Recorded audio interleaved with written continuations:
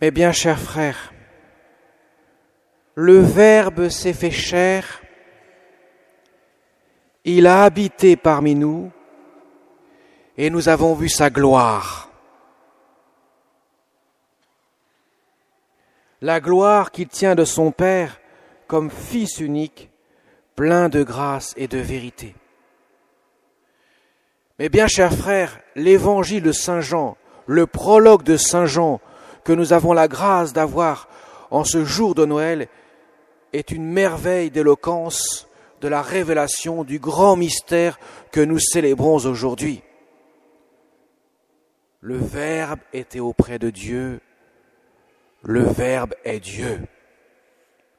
D'emblée, Saint Jean, comme un aigle qui voit le mystère d'en haut, nous révèle clairement que celui qui est dans la crèche de Bethléem n'est autre que le Fils éternel du Père, le divin Fils, l'enfant Dieu, le divin enfant, celui qui partage en tout l'éternité avec son Père et le Saint-Esprit. Un grand mystère nous est révélé. Il est la vraie lumière. Avec Jésus-Christ, la grâce et la vérité sont entrées dans le monde. Moïse donne la loi, apporte la loi, il est l'intermédiaire seulement. Comme dit le prologue, la loi fut donnée par Moïse, mais la grâce et la vérité sont venues par Jésus-Christ. Jean le Baptiste est venu avant, mais il n'est pas la lumière, il n'est pas la vraie lumière. La lumière, c'est le Christ. Il est là pour rendre témoignage à la lumière, dit Saint Jean l'apôtre. Mes chers amis, le grand mystère que nous célébrons aujourd'hui est un échange prodigieux qui se produit entre la nature divine et la nature humaine. Dieu vient épouser l'humanité, il se fait homme pour que l'homme devienne Dieu par la grâce. Comme nous l'avons entendu dans la lettre aux Hébreux, Dieu ne s'est pas fait ange, il s'est fait homme. Il a voulu prendre l'humanité pour que de son humanité il puisse communiquer sa divinité. Jésus-Christ devient ainsi l'instrument du salut. Par lui nous sommes sauvés. Nous sommes sauvés de la mort, conséquence inéluctable du péché. Le péché qui n'est autre qu'une rupture d'amour entre Dieu et l'homme. Une rébellion, une révolution, pourrait-on dire, que l'homme a commis envers son propre Créateur, qu'il ne l'a créé que par pur amour et qu'il voulait lui communiquer les bienfaits au point de partager, les bienfaits spirituels, au point de partager son existence. Mais voilà que l'homme s'est enfermé dans le refus, dans le péché, qui l'a conduit à cette mort, conséquence même de son refus. Mais Dieu, c'est là que le mystère est absolument éblouissant de splendeur. Dieu ne peut se résoudre à laisser sa créature spirituelle qui est l'homme.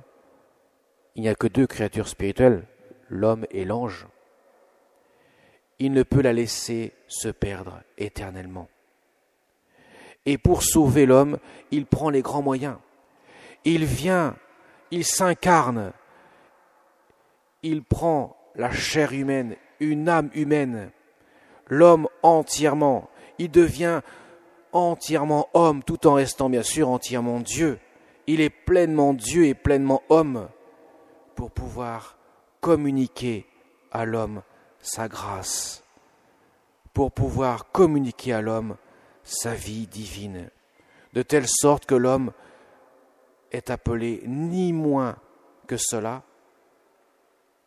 pas moins que cela, à partager son existence, à devenir fils dans le Fils, au point que le Père verra en chacun des hommes que nous sommes l'image de son propre Fils qui est venu sauver l'humanité en donnant sa vie sur la croix. Mes chers amis, C'est ça le vrai cadeau de Noël. C'est que ce mystère introduit dans le cœur de l'homme l'espérance. Car sans l'espérance, sans le divin Fils de Dieu dans la crèche, il n'y avait aucun espoir possible de salut pour l'homme. L'homme ne pouvait être enfermé que dans la tristesse de savoir que sa fin se terminait de manière tragique. Et là, voilà que la lumière brille à nouveau. Voilà pourquoi nous fêtons d'ailleurs le Noël le 25 décembre, au moment où les jours commencent à gagner sur les nuits, comme pour dire la lumière brille dans les ténèbres. Elle va peu à peu submerger l'ombre des ténèbres pour faire resplendir la gloire de sa grâce. C'est le sens de ce que nous fêtons aujourd'hui, mes chers amis.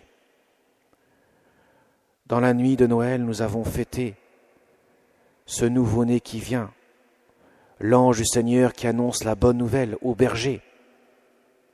Nous avons pris conscience que le Sauveur arrive. Aujourd'hui, en ce jour, avec l'évangile de Saint Jean, nous montons dans les hauteurs du mystère, ou plutôt nous entrons dans l'épaisseur de la profondeur du mystère. Saint Jean, pour cela, est absolument remarquable. Il va d'emblée dans le mystère. Il ne s'encombre pas des petits détails que pourront donner Saint Marc davantage, Saint Matthieu ou Saint Luc dans leur évangile. Il va directement au mystère.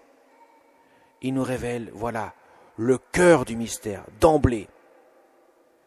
Il ne nous parle pas de la naissance de Jésus dans la crèche comme le fait Saint Luc. Il nous parle du Verbe, le Verbe de Dieu, qui est la lumière qui vient éclairer nos cœurs. Cependant, vous l'avez entendu, Saint Jean nous dit une chose redoutable, qui a de quoi nous faire frémir et qui nous concerne aujourd'hui aussi. Il dit, il est venu chez lui et les siens ne l'ont pas reçu.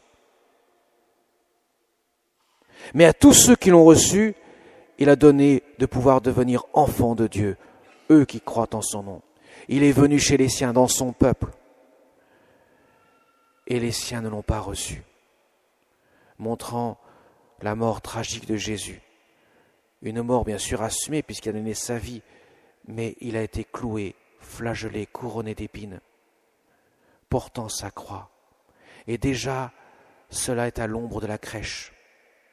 Dans 3 jours, le 28, nous allons fêter déjà cette ombre de la croix avec les saints martyrs, les saints innocents. Ces enfants de moins de 2 ans qui confesseront par leur vie, non pas par leurs paroles, ils en sont incapables, mais par leur vie, la foi en ce Dieu. Voilà pourquoi on les appelle les saints innocents, les premiers martyrs de l'ère chrétienne. Mes chers amis, la croix déjà est à l'ombre de la crèche. Jésus naît dans une mangeoire. La mangeoire indique bien ce que cela veut dire. La nourriture que Jésus se donne dans son corps et son sang, qui ne seront que le fruit de sa croix. Lorsqu'il livrera son corps et versera son sang, il le fera sur la croix, par amour pour nous. Alors mes chers amis, je voudrais terminer en vous invitant à contempler ce que Saint Jean a contemplé et ce que celle, comme personne n'a pu le faire, l'a faite, la Vierge Marie. Elle était à la crèche, bien sûr. Elle a mis au monde son Fils. Elle a contemplé Dieu. Elle a vu à travers l'humanité de son enfant la divinité de son Fils, la divinité du Verbe éternel. Elle l'a adoré de tout son cœur.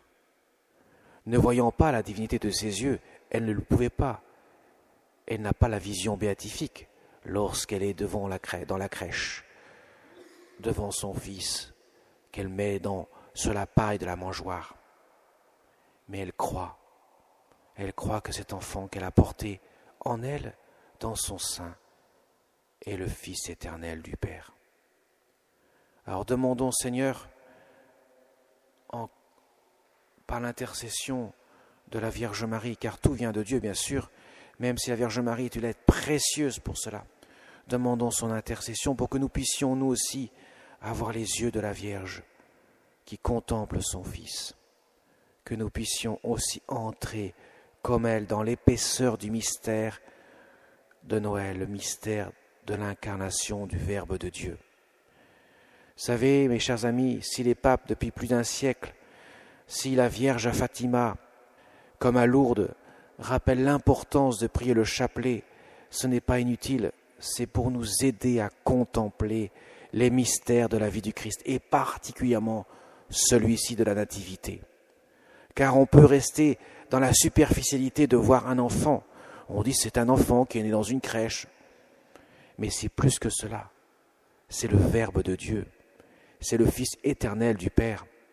Et dans quelques jours, quand nous fêterons l'Épiphanie, quand nous fêterons la venue des mages devant cette crèche, eux aussi auront cette vision de foi. Nous le verrons, ils déposeront leur présent qui rappellera justement celui qu'ils sont venus adorer. Alors demandons à Marie, à notre Mère du ciel, que nous puissions nous aussi contempler avec nos yeux de foi ce grand mystère qui change radicalement le sens de l'histoire humaine. Amen.